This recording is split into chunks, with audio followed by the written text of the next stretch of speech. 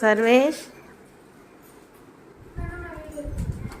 இல்லை உனக்கு ஒன்று ஆர்டர் பண்ணியிருக்கேன். என்னது? நீ என்ன ஆர்டர் பண்ணியிருந்த?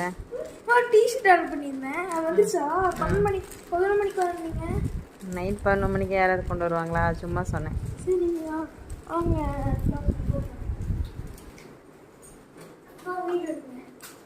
வீடியோ எடுத்துட்டு தான் இருக்கேன். துணி கட் பண்ணிடாத. போதும், கையில் பண்ணு.